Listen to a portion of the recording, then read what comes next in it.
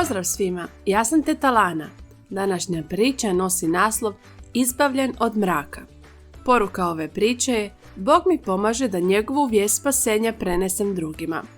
Zlatni stih nalazimo u 2. Petrovoj 3.9. Tamo piše: Bog vas strpljivo podnosi jer neće da se itko izgubi.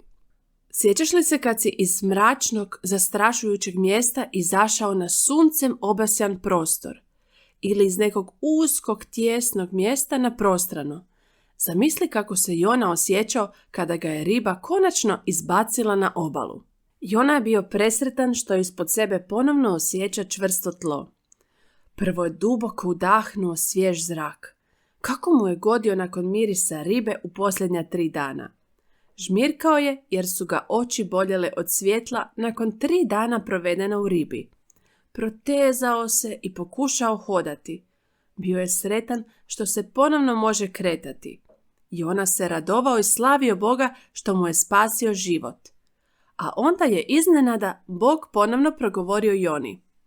Jona, ja i dalje želim da ideš u Ninivu. Trebaš objaviti vijest koju ću ti dati. Joni se još uvijek nije išlo u Ninivu, ali obećao je Bogu da će ga poslušati. Zbog toga je požurio u Ninivu što je brže mogao. Čim je stigao u grad, Jona je počeo propovijedati.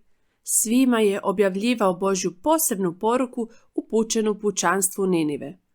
Još 40 dana i Niniva će biti razorena. Vijest se brzo proširila gradom. Niniva će biti razorena. Zar će se to stvarno dogoditi? Što možemo učiniti da to spriječimo? Svi su vrlo ozbiljno shvatili poruku. Povjerovali su u vijest koju je Jona navještao.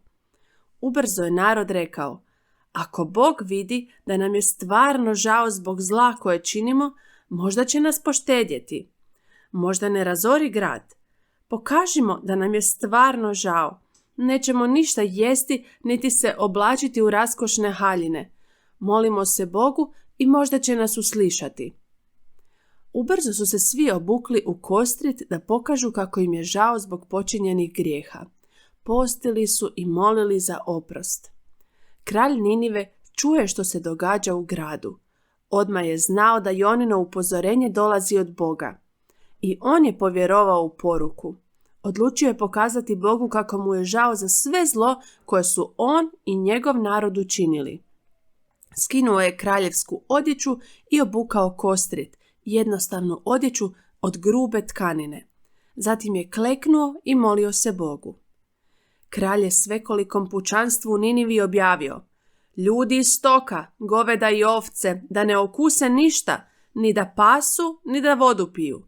Ljudi iz stoka da se pokriju kostrijeću, da glasno Bogu zazivlju i da se obrati svatko sa svog zlog puta i nepravde koju je činio.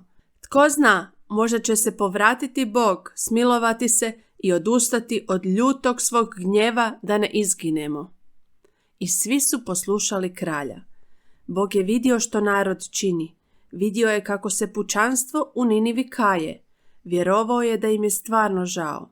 Zato im je oprostio i odlučio da ne uništi grad. Građani Ninive bili su zahvalni Bogu. On im je pokazao svoju ljubav i milosrđe.